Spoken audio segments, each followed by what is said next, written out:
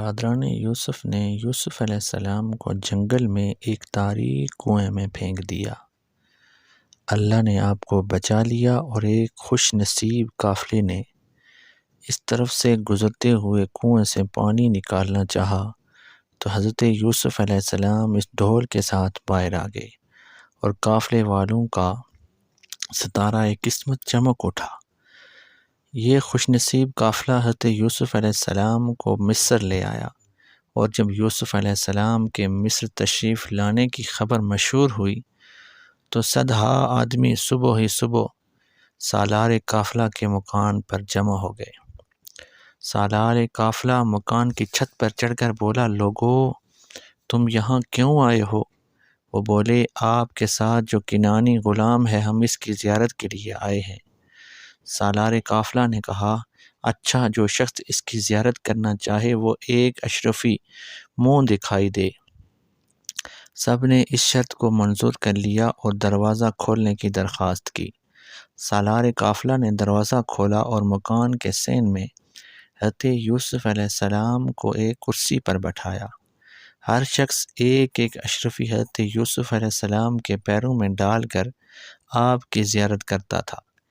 اسی طرح 2 دن میں سالار قافلہ کے پاس ہزاروں اشرفیاں جمع ہو گئیں۔ پھر تیسرے دن اس نے منادی کرا دی کہ جو شخص کنعانی غلام کے خریدنے کا ارادہ رکھتا ہو وہ آج مصر کے بازار میں چلا آئے۔ یہ منادی سن کر ہر ایک شخص آپ کی خریداری پر آمادہ ہو گیا اور سارا مصر آپ کو دیکھنے آیا، یہاں تک کہ پردہ والی خواتین، عبادت گزار بوڑھے اور سارے گوشہ نشین بھی آپ کی زیارت کے مشتاق ہو کر مصر کے بازار میں آ گئے، اور خود عزیز مصر بھی شاہی خزانے ساتھ لیے خریدار یوسف بن کر آ گیا۔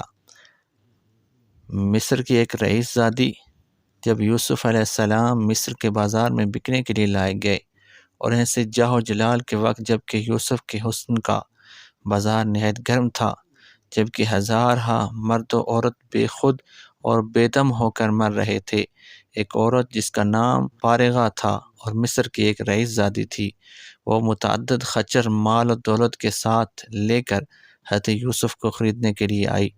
جب اس کی نظر یک بہ یک حضرت یوسف علیہ السلام پر پڑی، آنکھیں اس کی چندھیا گئی اور بے خود ہو کر بولی کہ اے یوسف، آپ کون ہیں؟ آپ کا حسن و جمال دیکھ کر میری تو عقل قائم نہیں رہی۔